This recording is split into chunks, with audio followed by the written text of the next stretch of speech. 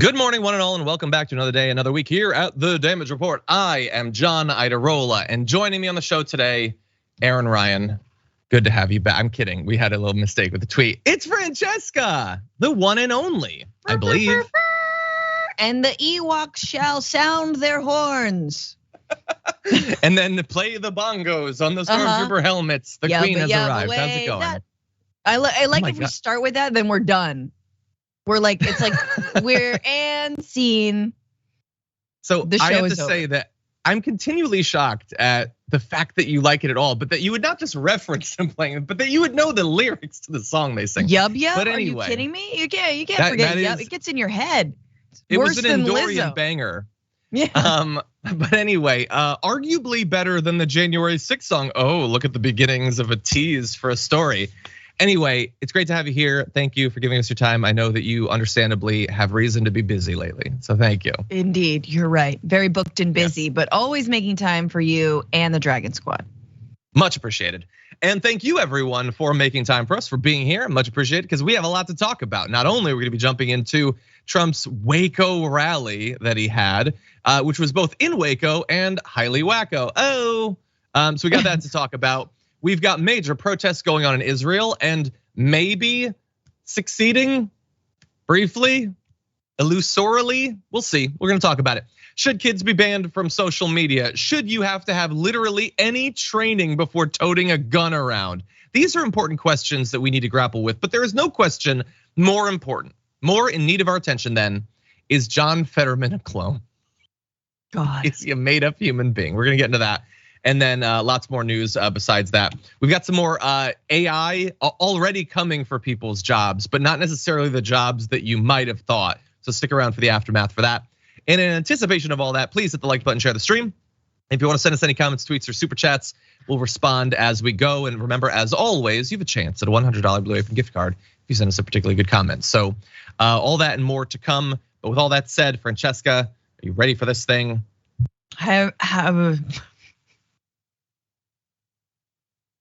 I was going to say, have I ever not been ready? And it just came out. There's a first time for everything. I would be better off with an Ewok on the other side of that barrier right there. Okay, yes, I'm so ready now. God. Baby brain has become baby tongue. Indeed. Anyway, okay, I don't remember what we were talking about. So sometimes, we finish up our show on a Friday and then we're not there to provide critical commentary to some true menaces, which means we've got a Monday menace.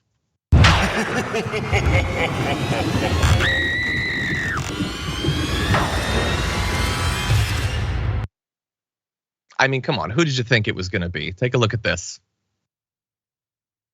Ladies and gentlemen, please rise and place your hand over your heart for the #1 song on iTunes, Amazon, and the Billboard charts.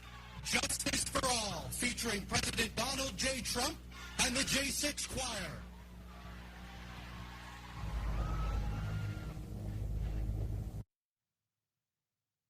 What is going on in America? That really happened. That was how he began his rally, was this song that they swear is winning on all the charts. And apparently some of it is true. That insane song is doing well. I forget exactly. I think it might be on iTunes or something, but it is not leading the Billboard Hot 100, you weirdo. That's not true. And the whole thing is even cultier than normal. And I'm not even talking about the tragic legacy of the city and the anniversary that they're having their rally on the eve of. But that's how we started. And honestly, it only got weirder from there, Francesca. Talking constantly about January 6th, almost like venerating the protesters that got arrested. And then moving into talking obviously about his legal predicament. He eventually declared himself probably the most innocent man in the history of our country, which is certainly a take. Everyone knows Tom Hanks is the most innocent man in the history of our country. But notably, as weird as some of it was, and we're gonna play some video for you in a bit, he did not double down on his threats of violence against Alvin Bragg, the DA investigating him in the hush money payments. He did not call for death and destruction in the way that he did. So maybe a little bit of the pushback, the dear God, what are you doing? You're making Ron DeSantis seem reasonable stuff might have gotten through to him, but what do you think? I mean, I'm really digging the witch hunt signs in the back there. I will say that, yeah, so I mean, cool. That's cute. That's a little bonus. The song, which maybe we can't play for copyright purposes, really sucks. Like, it is bad. It is. In fact, it just sounds like, isn't it just the national anthem? It's just the national anthem with a choir. I think Trump's voice is in it. And him going, fake news, witch hunt, big hands, like horse face, never happy. You know what I mean? Like, I just, that's not, you need to like step it up, you know? You need to it has to be like trappy. It's got to be different. But anyway, also he's going more brassy than he usually is with the blonde right now. I feel like it's like usually like, whiter. Now it's like, it's getting, he needs some like that, like, I don't know, some color fading, anyway, whatever. I'm fading. I don't know, man. Let's keep on watching. You tell me how it was, John. What do you think? We will. Well, I mean, as you said, if we could bring up this still, it is one thing to talk about a witch hunt during a rally, literally reminding people constantly of all the different legal challenges that you're facing. That's an interesting strategy. But they printed out all of those things in multiple colors, mind you. Like, they wanted everyone take this and never think about anything other than the fact that he's accused of many crimes. Right. That is such a weird strategy for a candidate. Like, I'm trying to come up with an example that's not awful to even discuss. I was thinking about what the guy who cheated on his wife while she had cancer. That's like, but imagine bringing that up constantly during your rally. I don't get it. And this guy is, despite all of this weird stuff, obviously he has a healthy lead, at least in national Republican polling, over Ron DeSantis. But it's the direction he went into. By the way, when it goes to the song, I'll say what I said before. John Edwards, thank you. Why was I blanking on Edwards? John Edwards, yeah, it's him. Gingrich did a very similar thing, actually. It's both. There are multiple people who've had affairs while their wife had cancer. There's more than enough awfulness to go around, but thank you for that. When it comes to the song, anyone can make, like if there's a group of prisoners that want to raise awareness or money or whatever, they can make a song. That's not a problem.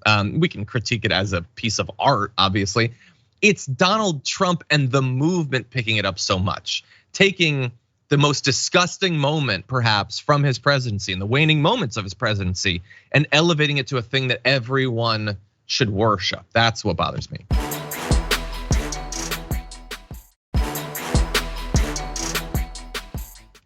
That said, I've indicated that it was a weird event. I think you can all imagine in some of the ways that it was weird. We decided to give you a little mashup of them. Take a look at this. We will support baby bonuses, so many people like that, for the new baby boom that will be coming. We need babies. Not an affair. I never liked horseface. I never liked it. It's just not. It's terrible thing. That wouldn't be the one. There is no one. We have a great first lady. We will hold a competition to build new freedom cities throughout our country, giving countless Americans a new shot at home ownership and a real shot at the American dream. We will build new monuments to our great American heroes. We won't tear them down, we'll build them up. Clean out homeless camps from our inner cities, get rid of ugly buildings that are hurting those cities and other places. Ugly. Yeah, I don't even know. There's like, he'll randomly throw in amongst all that insanity about baby bonuses, like we're gonna clear out homeless encampments. And where do these people, because I will remind Republicans, they're people, where will they go? You'll notice he doesn't say, and nobody in the crowd seemed to care. I found that to be a little bit ominous, but I don't know. You got babies, you got him talking at length about the standard he sets for the type of women that he would have an affair with before he then remembers that he has a wife and references her in the most awkward transition. Great line. That wouldn't be the one. We've got a great first lady. And by we, I mean you. Would you like her? Because I don't want her anymore. Oh, I don't like just that wouldn't be the one. It just glosses over people. They're just kind of like, They're tuning it out. It's okay because it's Trump. It's okay because it's Trump. I do think, however, it is interesting that he mentions homeless encampment sweeps, because this is a thing that is happening across this country by Republicans and Democratic leaders alike, right? It is not just, in fact, that Trump is almost, I think, trailing on, like he's heard that said, and he's like, yeah, let's do that. We like that. So that is kind of curious, and also goes to show how much this crime wave narrative, which is BS in New York, it's BS in LA, like crime has been going down, like how much that has actually gained traction after the pandemic. And gee, I wonder, when you kick people off of SNAP benefits, yeah, maybe someone's gonna have to steal some food once in a while in order to eat. So, but anyway, let's forget all that. Yeah. It makes one wonder, man, have they literally ever thought about the natural consequence of the policies that they push for, how that's going to create situations that they pretend to have a big problem with? And I'm not saying regular conservatives don't have a problem with this stuff. I think that they do. Elite Republicans pretend to, but they know that passing policies that have obvious consequences that are really negative and drive a lot of social like discord and chaos and conflict then benefits them. Like creating a situation where everybody just gets along and everybody's happy and fulfilled is not conducive to Republicans getting elected. So why would you delude yourself into thinking that that's what they're gonna do? No, and it's not conducive to our militarized state and our militarized country and our militarized police force across this country, right? Who are continually sucking annual city budgets across, everywhere. So like it's in their interest, it's in capital's interest, it's in rich people's interest to continue to kick poor folks and working folks off of their any kind of assistance, making sure they're more desperate and destitute, busting their unions in order for them to just invest more in cops. It's perfect. It's the perfect set them up, knock them down situation. Yay, late stage capitalism. Yeah, she's 100%. Okay, I think I'm gonna call a little bit of an audible considering some of the breaking news is happening, which we're gonna turn to in just a minute. I'm gonna jump ahead. Can we jump ahead to our last two SOTs actually? And whenever you're ready, feel free to jump into the second to last. Sorry for when a man comes to me, tears in his eyes, he's at almost nothing in the polls. And he's fighting somebody that's at 42 and he's got almost $30 million in the bank. He's at almost nothing, he's got no cash. And I said, I can't give you an endorsement. There's no way you can win. You're dead. I didn't know him very well, but I saw him. So he came and he really wanted. I said, you can't win, can you? How do you can win? Sir, if you endorse me, I'll win. Please, please, sir, endorse me. And I said, all right, let's give it a shot. Okay, so we cut out a little bit there. We're gonna have a little bit more of it, but that was the part of Trump's rally where he just turned it into a roast of Ron DeSantis. And what's interesting isn't him creating this scene where a man comes to him in tears. Every one of his stories involves a man coming to him in tears for some reason. It's that, wasn't that kind of a tepid response? There were laughs, like some people were getting, I was gonna say getting off it, and then I realized, no, that's actually kind of more accurate than I initially intended. Him viciously mocking a person and trying to humiliate them is a thing that a lot of Republicans will like.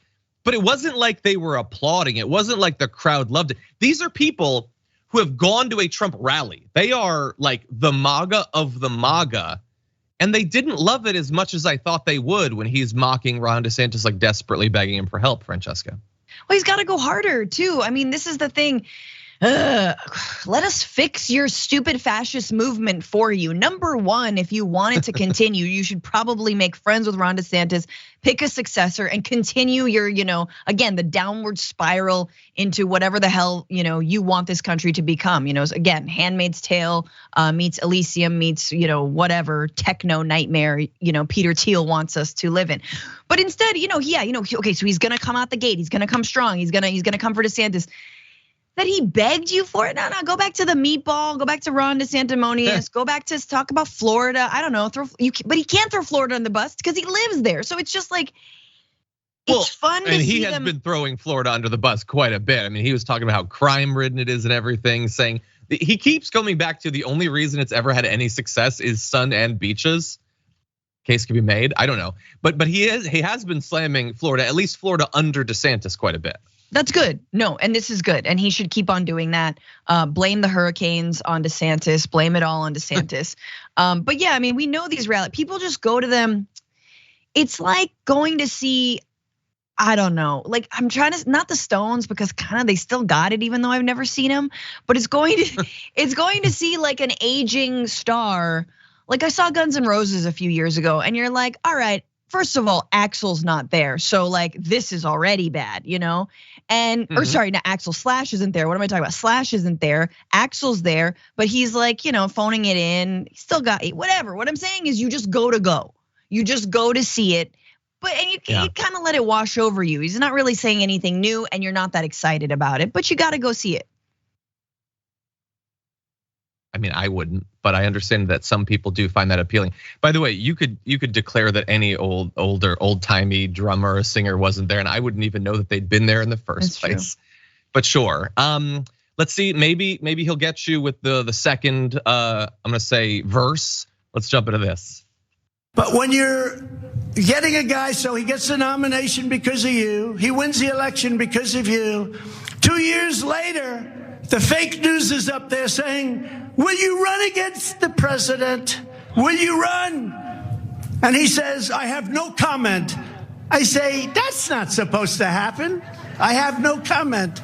No, so I'm not a big fan, but I love, that's right. He's a disciple of Paul Ryan. He is actually a disciple. That's why he wanted to cut Social Security and Medicare. Good. He at least got to the substance eventually. Exactly. But the stream of consciousness is amazing. He's like, no, I'm not a fan, but I love. I don't know what I was gonna say. Anyway, Paul Ryan something. He was cutting a thing. I don't know. He shouldn't have done it. It was bad. Yeah. Again, not a strong reaction from the crowd on that. We'll see. By the way, to complicate things even a little bit more, I have seen the beginning of some state level polling for Ron DeSantis versus Trump coming out, and there's actually 2 states where he's currently leading. I think it might have been New Hampshire and maybe Iowa at the same. In the same poll, I'm not sure. So I don't know. Maybe this thing will be more competitive than I thought. It's hard to track.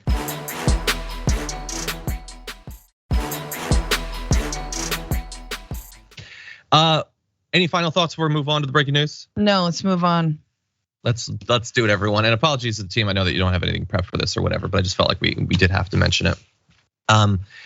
Literally, as we're live, as we're talking on the show, tragic details already flooding in yet another school shooting that apparently is still undergoing. The shooter has been neutralized, apparently, according to police, but people at the scene are being treated. This is the Nashville Covenant School in Nashville. 3 children apparently were killed in the shooting, and apparently, according to these early reports, and by the way, even when it's something definitive like the police engaged the shooter and the shooter has died, those things have sometimes been proven to not be accurate. Sometimes information is given quickly from people who did not necessarily know. So don't take anything that you're hearing this early after a tragedy like this as definitive. There are almost certainly other injuries. Apparently, some sort of student reunification center has been set up at a nearby church where they can try to take account of people, see who's injured and all of that, get people the assistance they need. But yeah, yet another school shooting. We can't seem to get through a week. We can't get through half a week without something tragic like this happening. And you can add now another city, another school, another community to the list that's been affected by this, Francesca. Yeah, and it's a religious school. It's a Presbyterian school, and I do not know anything about this school. I don't know their background. I don't know, what the administrators advocate for and whatnot. But for sure, there is a wave across this country, supposedly from the religious right, that says the biggest threat to children are gay people and drag shows. And here you see that that's absolutely, once again, not the case. It is guns and gun violence. And it's not mental health, man. Many people have mental health issues and are not mass shooters. Can we please stop that narrative? Because we know it's just running cover for the real issue, which is our access to guns. That is it, period, end of story. These children, and the fact that they're being referred to as children makes me feel like Covenant School was a small, and also, what is it, elementary school? Doesn't sound like they're high schoolers. But again, I just, and the fact that like the shooter, a suspect is dead, the suspect might actually be a peer. So great, I guess that now. Yeah, we don't know that at this point. We don't know what we don't know.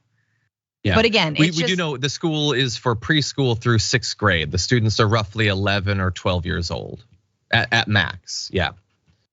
I mean, like, talk about if you want to talk about mental health crisis, the only thing you can say is, yeah, the mental health crisis from having your school shot up. And how many people have been through that? Well, far, far, far too many. We trace it back to the assault weapons ban being lifted under George W. Bush, man. And there's a reason that our generation did not experience this to the degree that we're seeing now. And a couple of those reasons are that ban being overturned and, oh yeah, all the money and the weaponry and the militarized BS that we sent over abroad to the Middle East, that George W. Bush and Republicans sent and Democrats sent across to the Middle East, all that came home. All that came home here. So now we have like literal war zones in where? In schools. Yeah, and also frequently in churches and in bars and everywhere, all over the place, everywhere, constantly. We don't have a lot of details about who the shooter was, what kind of weapon they had, whether they had multiple weapons. We don't know. We'll get, as is always the case, in an hour, in a day, we'll get more specific information. That won't have any effect whatsoever, because it doesn't matter if this is yet another person who had an AR-15. It's not going to change a single right-winger's mind. They do not care. They don't care literally at all. They still venerate the AR-15. Maybe it wasn't. Maybe it was a pistol. I don't know. All I know is there are many countries where this does not happen, where you do not have weekly mass shootings. Countries that are very similar to America in a lot of different ways, but dissimilar in a couple of specific ways that you already know when it comes to advocacy for and personal ownership of guns on a scale that no other country can match. I'm seeing some initial information supposedly of what the shooter might have been like or what the guns, I can't consider that confirmed at this point. So we're just gonna say, everyone, if you're interested in the story, and I think that you should be, because this is such an emblematic tragedy on a weekly basis here, you can follow online, and we'll have more to say certainly throughout this week. Okay, with that said, we are gonna take our first break. We're gonna respond to some of your comments, questions, and concerns, and be back with more news after this.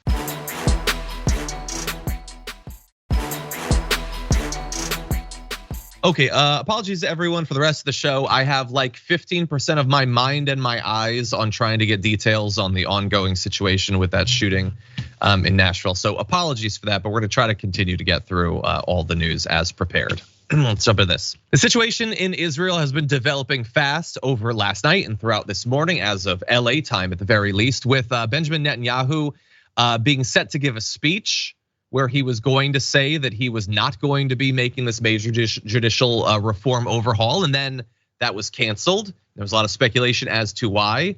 And then there was talk about like, oh, maybe he's moving in the direction of stopping it. Maybe he's not. There's pressure coming at him from multiple directions. And of course, you have these major protests developing, which we're gonna talk about.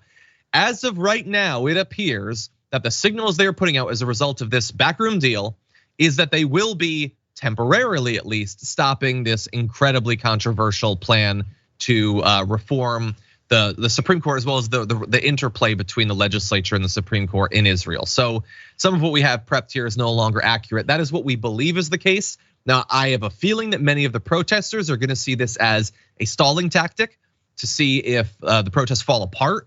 That would be my fear. We're gonna give you more details about it. First of all, I do wanna let you know initially how this came about. So it was set off by the government's attempt to give itself greater control over the selection of Supreme Court justices and to limit the court's authority over parliament. Critics fear the changes will remove important checks and balances on the government and erode democracy. A lot of the protests are echoing those messages. Supporters say the overhaul would curb the influence of an overreaching and unelected judicial bureaucracy. And on top of the concern about what could happen with the Supreme Court, over the weekend, a defense minister was fired by Benjamin Netanyahu as well. Again, related to this. So Francesca, I'm really curious what you have to say about this. Yeah, I mean, I think that it's incredible when any population like rises up and can demand, take to the streets, and everyday people can join together and say that we don't believe in this power grab. We believe in a separation of the judiciary and of the executive branches and parliament. And these are important checks to have. And I think when Israel, interestingly and ironically, touts itself as the only democracy in the Middle East. That is what I think a lot of the Israelis are defending right now, is the protection of that democracy. You cannot, however, say what I just said and not think of and remember the state of occupation that Palestinians living in the West Bank, in Gaza, and within Israel itself, within the borders of the 1948 borders, what they live through and what they go through every single day, which is not democratic, which is not equal protection under the law, which is not equal rights, right? It is a steadily losing territory position where they have their human rights, their civil rights, their land grabbed from them every single day, and they are subjected to all kinds of incredible humiliation from not being able to use the same, obviously, hospitals, roads, getting a job, right? So there are so many contradictions in this, and yet I am absolutely supportive of the Israeli people standing up to a power grab from an incredibly far-right government. I just wish and hope and have faith that one day they can turn that critique also on the ways that the continuation of the occupation undermines the very democracy that they're trying to defend now. Hopefully, yeah, hopefully. And look, it's obviously beyond my anything even approaching expertise, but I would assume that to the extent that that sentiment is there, it's probably more seen in the people who are protesting literally right now. I have a feeling that if it's going to come from anywhere, it's probably going to come from there. And by the way, this is outdated information at this point, but at one point, at least more than 100,000 Israelis were protesting. There's been some time.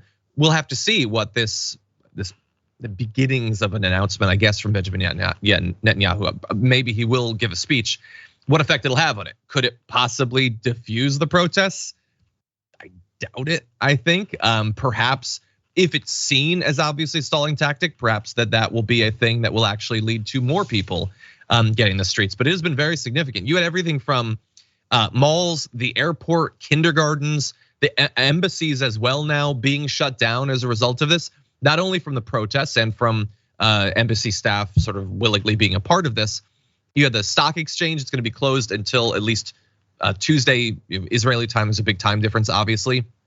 You have the head of Israel's workers union announcing a general strike across the country until the legislation is suspended. So we'll have to see how they respond to these developments. There hasn't been a strike like that in Israel for literally decades. One of the leaders of one of the trade union umbrella groups said, "Where are we leading our beloved Israel? To the abyss. Today we are stopping everyone's descent towards the abyss by participating in this work stoppage." There was one protester, I love this quote, who said, "This is the last chance to stop this move into a dictatorship. I'm here for the fight to the end." And apparently, while that's the initial protest that's been going on for just a little bit in response to what's going on, there are apparently right-wing WhatsApp groups and social media with activists coming together to counter protest, including calls to take up arms like tractors, guns, knives, and attack the anti-government protesters. I haven't yet seen reports of that actually happening. There had been talk about these counter protests sort of beginning to spool up. We're gonna have to see if that happens throughout the course of today. Francesca?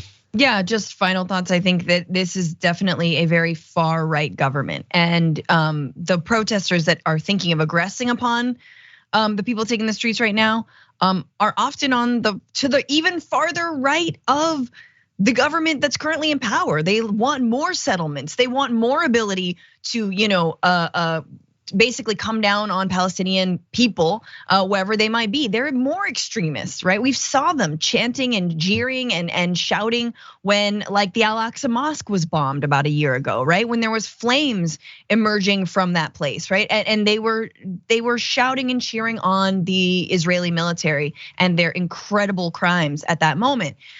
So I think it's important to remember, like, and this is also just a warning for all of us, in the United States, when I think a lot of Republicans here venerate Israel for a lot of different reasons, primarily because of, I think, a lot of that, the segregation, the ethnic cleansing, the let's keep the brown people over here, over there, etc. Obviously, the Christian nationalist psycho, Jesus is coming back, and then most of the Jews are going to die, and then other ones are going to convert, but shh, don't tell anybody. But then there is also that power grab, right? There is also that we like how far right this government is, and look at them making moves to even, actually consolidate their power even more so. It's hard to imagine that our country is better when it comes to separations of power in this, between the judicial and the executive branch. But imagine here if we had even more of an attempt to say, hey, let's reduce the number of Supreme Court justices to 4, right? And let's skip confirmation, right? It's just going to be the appointment of the president, hook, line, and sinker. Well, and it effectively quite is, a few John. of them recently. Now, if it's an election year, they're gonna start skipping them. So we have our own problems too. Yes. But yeah, no, it's a good point.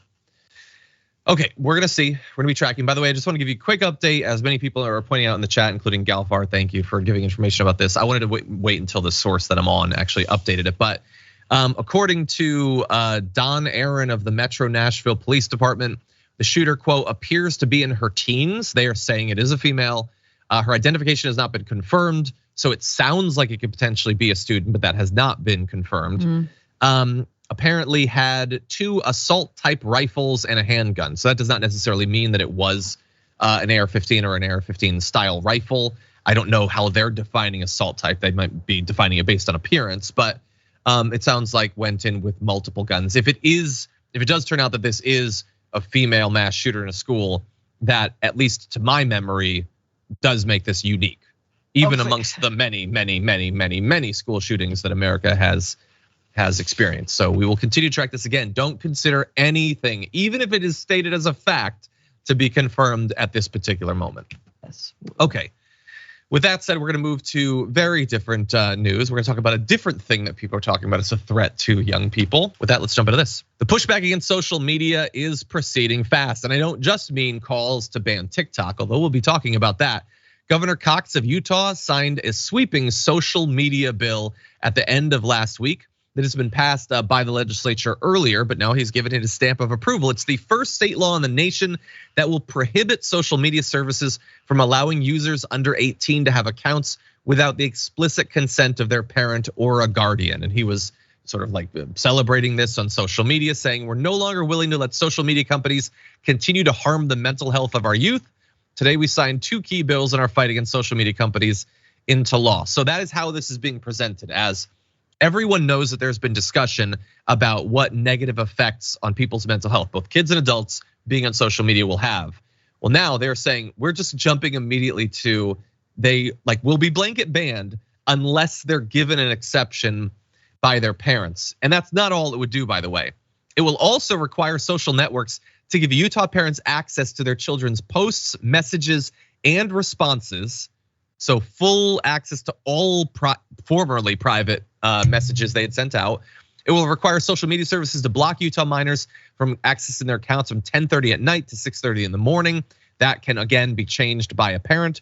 And also, it will prohibit social media companies from employing features or design techniques that could cause a minor to form a, quote, addiction to their online platforms, which is the sort of thing that's baked into literally every platform, every website, everything online. So there's a lot here, Francesca.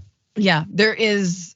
There's so much to dig into in this story. I think my first thought is, this is what happens when we cannot get any kind of tech company to at all take seriously the harm that it does to our brains and their model of making money off of our data. So that's number one. I can imagine, like, if Facebook really felt like they wanted to take seriously, like, let's say predators, right, who might target young people, there could be a feature that says, that pops up when it's like, hey, you've received a message from someone you don't know, you're chatting with someone, like basically, are you safe? Do you know this person? Make sure not to meet up with anybody, like all that all that stuff. There's ways and controls that app could shut off after a certain amount of time if we want to prevent addiction.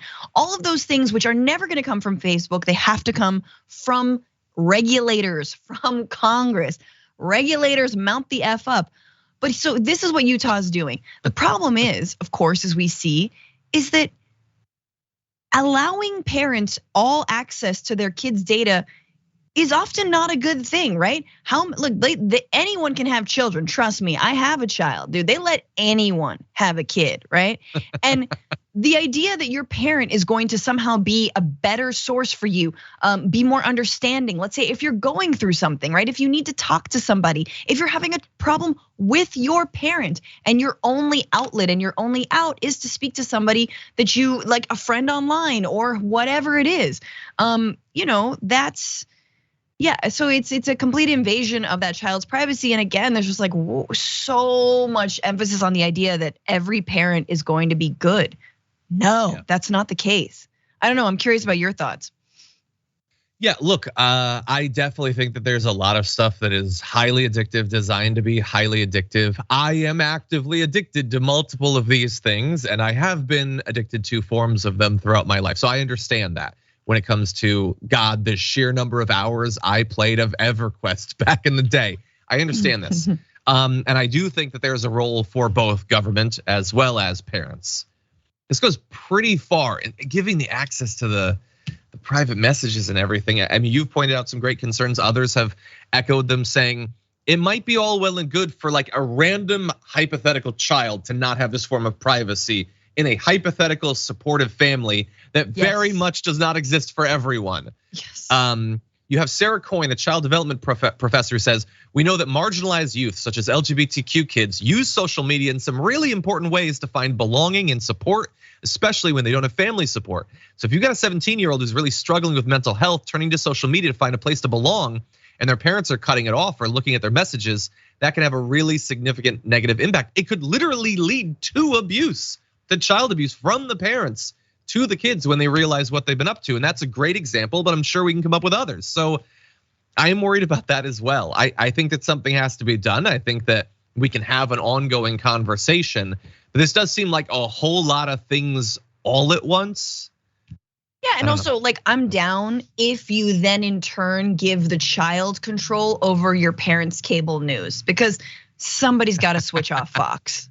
Well, yeah, I mean, like, again, I know that we naturally just think, well, adults can do literally anything they want except smoke weed for some reason. But yeah, what, Fox isn't designed to be addictive? Isn't harming you and your families and your communities? Yeah. Please. Yeah, if I can sit down and watch like 6 episodes of Succession in a row, that is clearly incentivizing addictive behavior. No. Why can I click to the next one? So again, glass addictions, I guess. Something rocks. I don't know. Anyway, I don't think we're gonna be able to play the AOC video, unfortunately. Oh well. We've got a lot more to get to, including, hey, what do you know? We're gonna be talking about guns, so don't go anywhere. We'll be right back.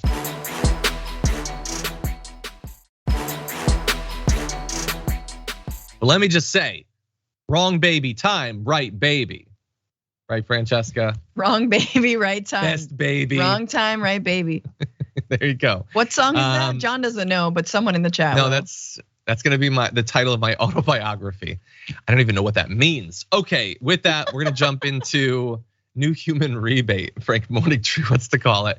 Yeah, let's do a baby bonus. Let's do a child tax credit. It was super popular and had an immediate massive impact on cutting child poverty, child hunger, and all that. Let's do that again. Let's have some Democrats pushing for that, by the way, and talking about how Trump is supporting it. I mean, obviously he's referring to the fact that he effectively helped make abortion illegal. Like, it's all bad still. It's all still awful. Oh no, everything's bad. Everything's bad. Okay, let's talk about other stuff that's bad against the backdrop of the horrendous Nashville news that's coming in on a daily basis. Let's jump into this. You remember responsible gun ownership? That was a quaint idea. We're way past that as a country now, or at very least on a state level. Florida has made a few fun little changes to their gun rules. So permitless carry, by the way, one step closer to becoming law in the state of Florida. This would be concealed carry, of course, but it's not just any concealed carry. It's concealed carry of firearms without training. So it allows those who are otherwise qualified to avoid the permit process to conceal carry their weapons. That passed 76-32, so hardly even a controversial thing in Florida, with legislators claiming it's just the beginning. Representative Chuck Brannon said the bill was about removing red tape and that Florida will not come between you and your freedom to protect yourself anymore, assuming you're white. If you're not, they'll find a way to get you. Don't worry. More than a dozen amendments to require training were put forward, mainly by Democrats, weirdly enough, to no avail. Brandon himself didn't like the idea of forcing training. He said that, yeah, training is important. And he pointed to the $1.5 million the bill allotted for, which on the scale of legislation of a state like Florida is FU money. Like it's 1.5 million, who cares? But anyway, he said he didn't think it was, quote, the nanny government's job to mandate training.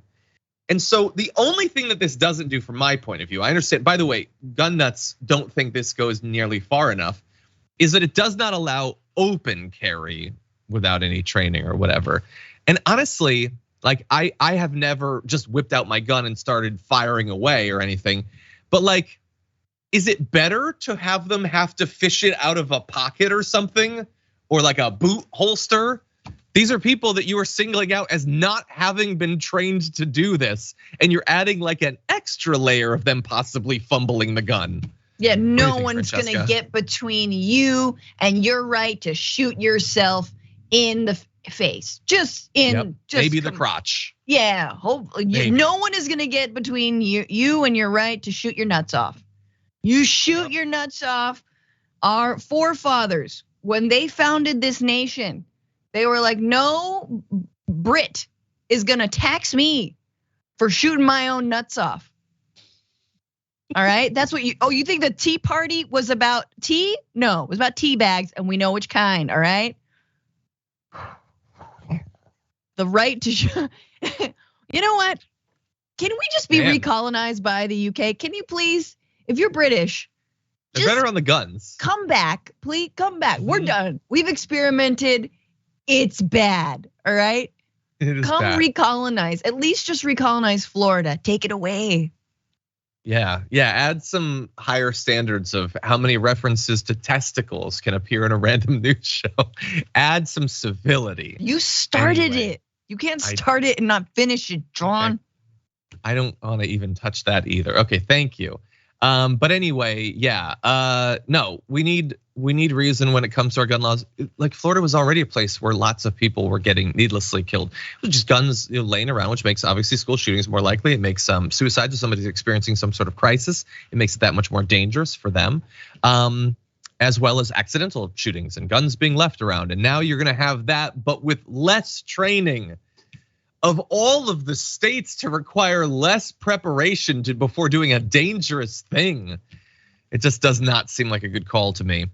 By the way, I want to talk about one amendment to this before we move on. So this is Representative Anna Escamani, a Democrat. So had an amendment that did not end up getting into it. It would have created an avenue for people to put themselves on a voluntary do not sell list, which they could remove themselves from later. She said it was designed to help protect people contemplating suicide. And in fact, during the debate, Representative Michelle Rayner Goolsbee told legislators that in 2021, she attempted suicide with a gun and later checked herself into a mental health facility. At the end of the day, I don't see the harm in this type of amendment if it can save someone's life like mine. It is an optional thing that you would have to do that you can then remove yourself from, but it is even just potentially seen as a symbolic win for reason, they cannot allow it. No training, no lists, no safety features on the guns, nothing to stop you from shooting your crotch off or, I don't know, accidentally shooting your girlfriend in the hallway in the middle of the night at your house because you heard a loud noise or something. More death, more destruction needlessly. Okay. Freedom. That's what freedom is. Freedom to shoot and be shot like this. And honestly though, like it's funny because when you outline these sort of like piecemeal like amendments that could potentially save a person's life, like putting oneself onto this list voluntarily, which again, I think is a really tall feat. I also feel like, we should be moving towards a place where you can put someone else on that list because they're running their mouths about like shooting other people and or maybe they're talking about hurting themselves. We should be able to do this. This is something, but anyway, shout out to Anna Escamani who's fighting the good fight in Florida against so many awful Republicans and she's so wonderful. Yeah. Yeah, and there are some places where they have like red flag laws and stuff like that. Right. But the idea that like temporarily not being able to buy a new gun, if it's ever an emergency that you get a gun right now, that deserves to be talked about a little bit. You're gonna be okay. I don't know, do you have a pack of 50 wild feral hogs like bearing down on you? Anyway, with that said, we need to move to arguably even crazier news. There are some indications that Senator John Fetterman, after a period of time being hospitalized as treatment for chronic depression, might soon be getting out. Or will he? Somebody will be getting out, but will it be John Fetterman? Because according to what I'm reading online, it isn't him at all. I go to, for all of my news, I go to Cat Turd on Twitter, and Cat Turd posted, "It's a miracle. In only 3 weeks, John Fetterman got a total head replacement. Man, he has some good doctors." And I know that Cat Turd is a reputable source for this because the guy who owns the platform, the richest man in the world, constantly talks to him. Which makes it weird that that post, which clearly shows John Fetterman in 2 different photos, that were, by the way, not taken 3 weeks apart. Cat Turd is literally lying about when those photos were taken. One was taken last year, one was taken some time ago.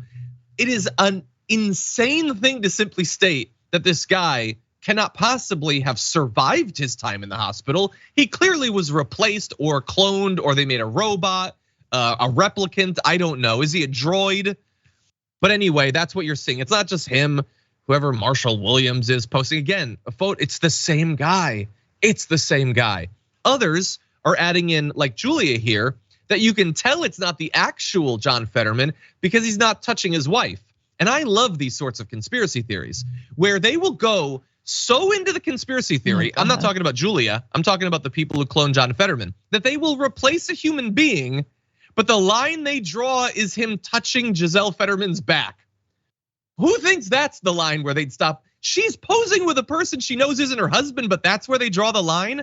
But this is what serious people who have real followings are saying online, Francesca. I just, capitalism's right there. Like corporate greed in your face every effing day, right? Like horrible bank withdrawal fees, parking tickets, tow trucks. Like there's so many things to get mad at, people can't make ends meet. Your boss is screwing you over extra shifts. Like your union's getting, but there's so many things. Sea levels are rising. Pick one. The conspiracies are right there. Like, you could, I don't know, like somehow, but they can't. They're like, no. I gotta get the conspiracy that nobody's got. And honestly, this is the world of misinformation that we live in, where it's like the person who says the most outlandish thing rises to the top and wins, just like a bubble of fart in a bathtub. Yeah, and it would have been easy enough to do that before Elon Musk took over, but now there's just nothing. Like, why? Tell the craziest, most vicious lie. You will benefit every time. Never mind the fact that, as people point out, I'm gonna give credit to Bren Dan Flashes, and I just love the name there.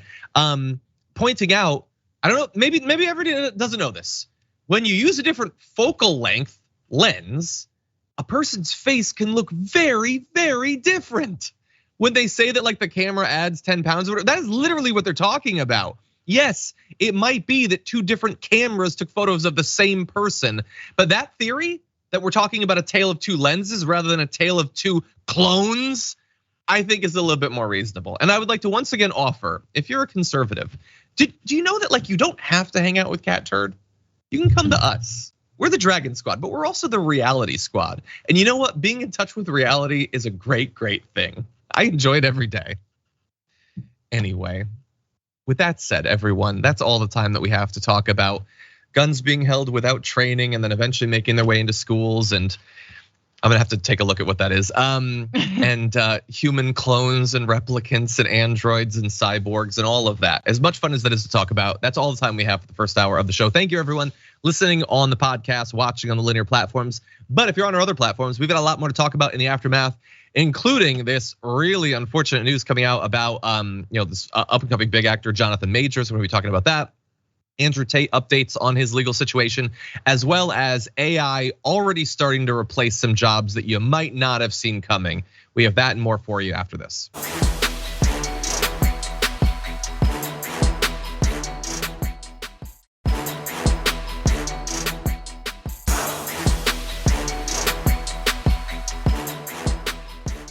Thanks for listening to the full episode of The Damage Report. Support our work, listen ad-free, access members-only bonus content, and more by subscribing to Apple Podcasts at apple.co/TYT. I'm your host, John Iadarola. I'll see you soon.